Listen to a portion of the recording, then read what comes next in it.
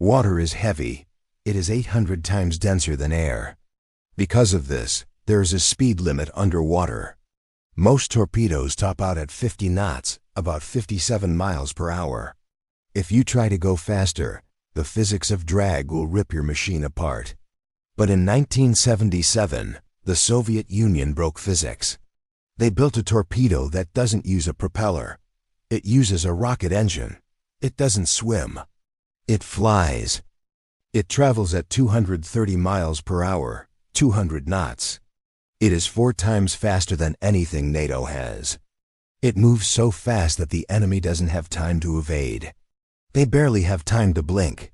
Welcome to Shadow Works. Today we open the file on the VA-111 Shkval, the underwater missile that travels inside its own bubble of air.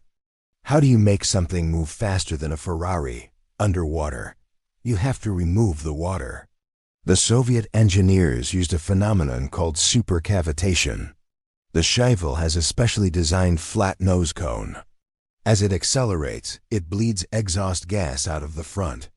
This gas wraps around the entire body of the torpedo, creating a stable bubble. The torpedo isn't touching the water. It is flying inside a pocket of gas. Friction drops to almost zero. The only part of the torpedo touching the ocean is the very tip of the nose and the steering fins at the back. It is essentially a spacecraft flying through the ocean. Most torpedoes are smart. They have sonar. They listen for the enemy, steer, and hunt them down. They are snipers.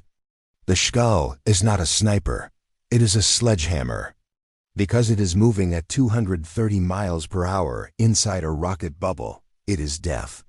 It cannot use sonar. It makes so much noise that it blinds its own sensors. It relies on an inertial guidance system. You point it, you fire it, and it goes straight. It was designed as a revenge weapon.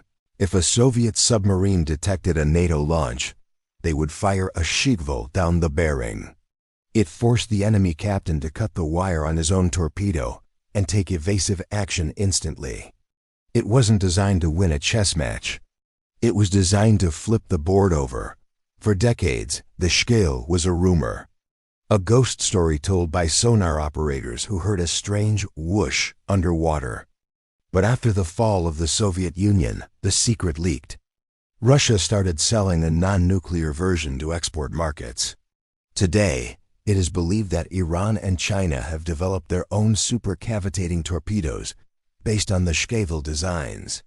The U.S. Navy is currently developing the supercavitating high-speed underwater munition to catch up.